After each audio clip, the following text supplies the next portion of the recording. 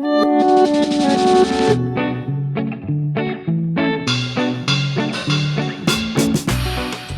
ini mengisahkan seorang tokoh bernama Gilles yang ditangkap oleh tentara Jerman untuk masuk ke kamp konsentrasi. Dia mencoba melarikan diri dan menipu para tentara Nazi bahwa dirinya bukan orang Yahudi, melainkan orang Persia yang mengaku bernama Reza. Bagaimanakah kelanjutan kisahnya? Halo guys, kembali lagi nih bersama Mimin di channel Kaum Rebahan. Sambil rebahan, sambil molet-molet, enaknya kita dengerin cerita toh.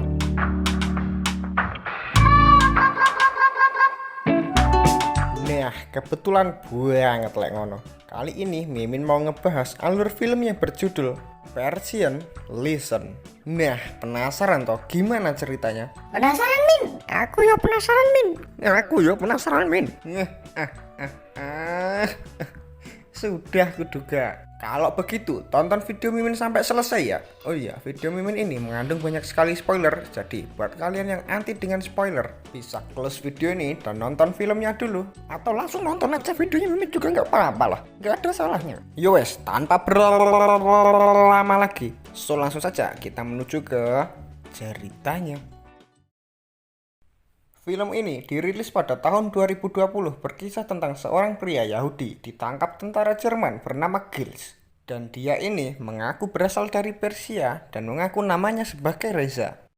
Di awal film kita akan diperlihatkan sekelompok orang Yahudi yang diangkut paksa oleh tentara Nazi. Lalu ada dua orang Yahudi sedang bernegosiasi untuk menukar setengah roti dengan sebuah buku. Dan buku itu diambil dari rumah orang Persia yang pemiliknya bernama Reza. Truk yang membawa mereka semua tiba-tiba berhenti di sebuah hutan. Semua orang Yahudi dieksekusi, kecuali orang yang menukar roti dengan sebuah buku tadi. Pria itu mengaku-ngaku sebagai orang Anggora, orang Persia. Sebagai bukti, dia menunjukkan buku yang didapatkan sebelumnya. Lantas tentara Nazi membawanya ke kamp untuk diserahkan kepada kepala pimpinan dapur bernama Klaus. Dua tentara membawa pria itu karena Klaus memberikan hadiah bagi siapapun yang berhasil membawakannya orang Persia. Saat ditanya, orang Yahudi itu yang bernama Gilles mengaku bahwa dia bernama Reza, seorang pria keturunan Persia sesuai nama yang tertera di bukunya. Namun Klaus tidak percaya begitu saja, lalu memerintahkan Reza sementara untuk bekerja di dapur dan akan menemuinya setelah pekerjaan selesai untuk mengajarkan kosakata dan bahasa Persia kepadanya. Sambil mengerjakan pekerjaan dapur, Reza terus berpikir agar mampu bertahan hidup dengan cara mengarang kosakata bahasa Persia. Dari hal-hal kecil seperti benda yang ada di dapur, dia menciptakan nama baru dan menghafalkan nama tersebut. Di malam pertama mengejar, Klaus menceritakan tujuannya belajar bahasa Persia. Dia berniat untuk pindah ke Teheran setelah perang usai. Reza diminta untuk mengajarkan 4 kosakata setiap hari dalam waktu perang yang akan berakhir 2 tahun lagi. Klaus akan mampu menguasai kurang lebih 2000 kosakata setelah perang selesai. Mengetahui Klaus yang sangat serius, Reza harus menciptakan kosakata baru dan menghafalkannya.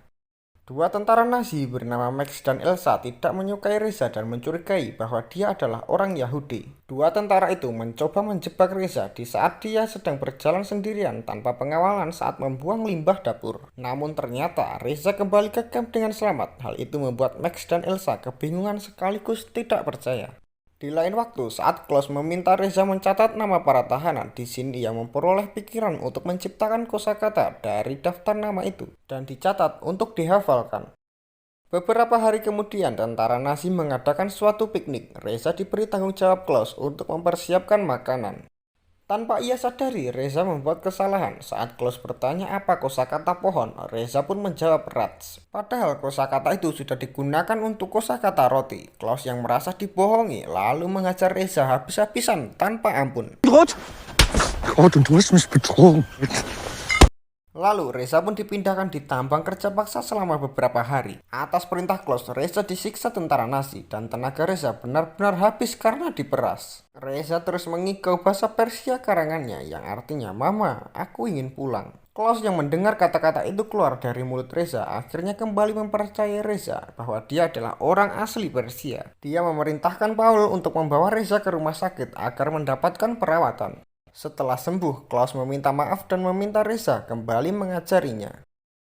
Singkat cerita, bermodalkan ratusan kosakata yang dikuasainya, namun dari ajarannya Reza, Klaus mampu berbahasa Persia, tapi karangan Reza. Dan Klaus akan memindahkan Reza ke perkebunan sementara waktu, karena petinggi militer di sana akan segera memindahkan para Yahudi ke Polandia untuk dieksekusi.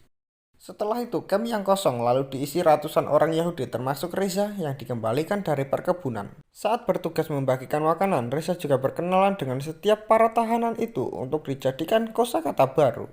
Lalu di camp Reza berkenalan dengan tahanan baru asal Italia bernama Marco dan adiknya yang bisu bernama Jacob. Marco bertanya kepada Reza mengapa ia selalu lembur. Reza menjawab dia mengajarkan bahasa Persia ke salah satu perwira Nazi. Keesokan paginya, Reza melihat ketidakmanusiaan para tentara Nazi ini, di mana Jacob dan Marco dipukul berkali-kali karena terjatuh saat bekerja. Karena kasihan melihat mereka berdua belum makan seharian akibat hukuman dari tentara Nazi, Reza pun memberikannya roti dan daging kaleng hadiah dari Klaus. Melihat ketulusan Reza, Marco berterima kasih kepadanya dan berkata jika Jacob tidak makan malam itu, mungkin saja dia sudah meninggal. Suatu hari di camp kedatangan tahanan baru, di antara mereka terdapat satu orang asli Persia. Max yang pada dasarnya iri dengki kepada Reza berencana membawanya untuk bertemu dengan pria itu. Ia bertujuan untuk membuktikan kepada Klaus bahwa Reza bukan orang asli Persia.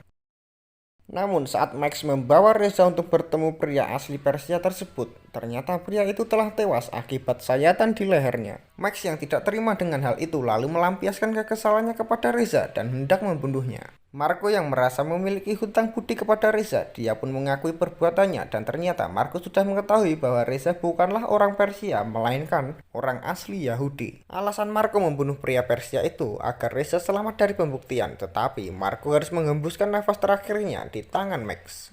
Di tempat lain, Max mendapat kabar bahwa angkatan pasukan sekutu berhasil mengepung dan memutus jalur kereta. Namun misi untuk memindahkan para tahanan harus segera dilaksanakan untuk menghindari deportasi. Klaus berencana agar mengungsikan Reza ke perkebunan. Dia berjanji selama dia bekerja untuknya, maka dia akan menjamin keselamatannya Reza. Reza yang sudah lelah dengan hidupnya penuh ketakutan, dia berniat untuk ikut rombongan tahanan.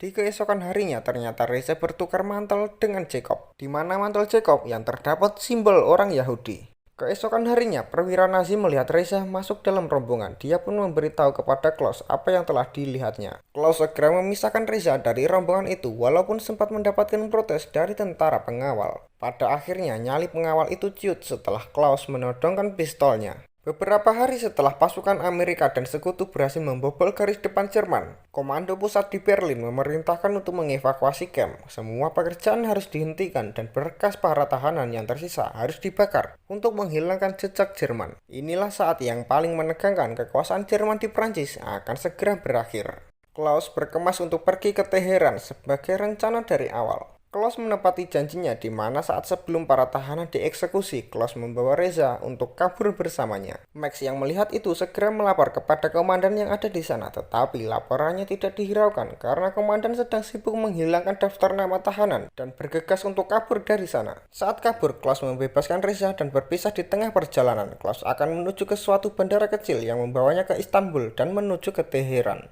Sesampainya di sana, dia menunjukkan paspor dan berkas-berkas yang telah dipalsukan agar tidak terdeteksi sebagai orang Jerman. Dan Klaus juga berkomunikasi dengan salah satu petugas di sana menggunakan bahasa Persia yang telah ia pelajari. Namun, tidak ada yang mengerti apa yang dia bicarakan. Kemudian Klaus ditangkap karena dicurigai sebagai orang Jerman.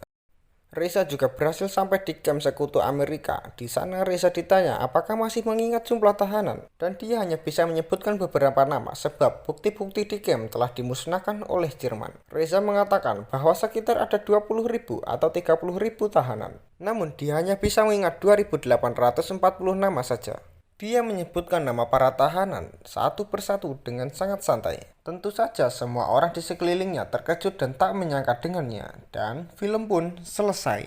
So itu tadi guys, alur cerita dari film Persian Legion. Gimana ceritanya? Seru toh? Lah, yo seru dong. Nah, nantikan terus video-video Mimin yang seru-seru lainnya ya. Dan jangan lupa juga untuk kasih like, komen, dan subscribe-nya. Sampai jumpa, sampai jumpa, sampai jumpa, sampai jumpa, sampai jumpa, sampai jumpa.